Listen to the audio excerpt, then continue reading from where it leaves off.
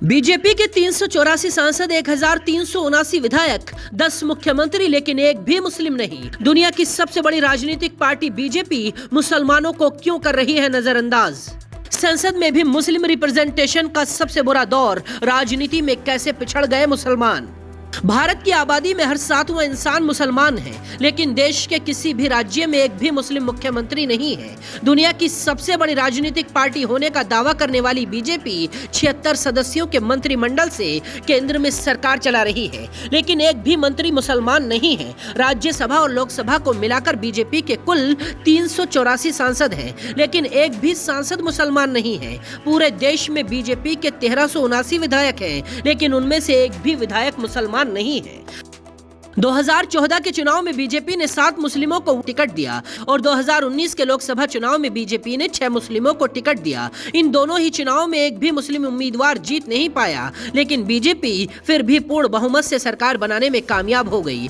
देश के सबसे ज्यादा आबादी वाले राज्य उत्तर प्रदेश में हर 5 में से एक व्यक्ति मुसलमान है। 2 बार बीजेपी यूपी में सरकार बना चुकी है, लेकिन एक बार भी किसी मुसलमान को टिकट नहीं दिया।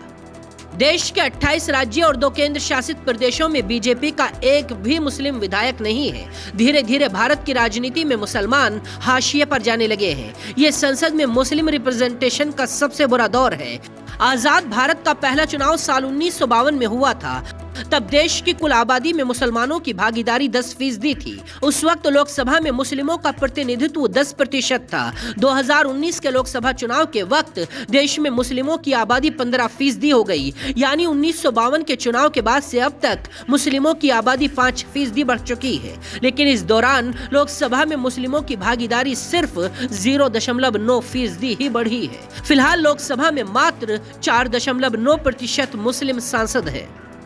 इसी तरह पूरे देश में कुल 28 राज्यपाल हैं। इनमें से सिर्फ एक राज्यपाल आरिफ मोहम्मद खान मुस्लिम हैं, जिनके हाथ में केरल की कमान है। 8 केंद्र शासित प्रदेशों में से किसी का भी लेफ्टिनेंट गवर्नर या प्रशासक मुस्लिम नहीं है। केंद्र सरकार के पास कुल 87 सचिव हैं, जिनमें से केवल 2 मुसलमान हैं। असदुद्दीन ओवैसी भारत की सियासत में मुस्लिमों की भागीदारी पर यही सवाल उठाते आए हैं।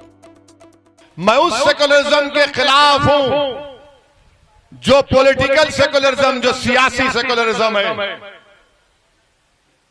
पूछिए, कभी आप खुद अपने आप से सवाल करिए कि बहुजन समाज हो, कांग्रेस हो, समाजवादी हो, बीजेपी हो, क्या इनके मन से लफ्ज मुसलमान निकलता है? देश के 10 राज्यों में बीजेपी के मुख्यमंत्री हैं। उत्तर प्रदेश को छोड़कर किसी राज्य में बीजेपी ने एक भी मुस्लिम को मंत्री नहीं बनाया। यूपी के 52 मंत्रियों की कैबिनेट में सिर्फ दानिश आजाद को जगह मिली। और तो और बीजेपी के नेता मुस्लिमों का नाम लेकर दूसरी पार्टियों पर तंज करते देखे जाते हैं।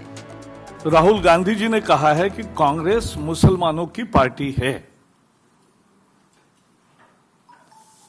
और वो अब चुप बैठे हैं, नकार नहीं सकते और नकार नहीं रहे हैं, क्योंकि क्या बोले ये साफ यहां झलक रहा है। मेरा ये कहना है कि आम आदमी पार्टी को अब अपना नाम बदल लेना चाहिए। अब उनका नाम होना चाहिए मुस्लिम लीग। यानी जो पार्टियां मुस्लिमों के साथ राजनीति कर रही हैं, बीजेपी के नेता उन पर भी सवाल उठाते रहे हैं। देखिए, असम में मुसलमानों की आबादी 28% है, लेकिन हेमंत बिस्वा शर्मा की सरकार ने एक भी मुसलमान को मंत्री नहीं बनाया है।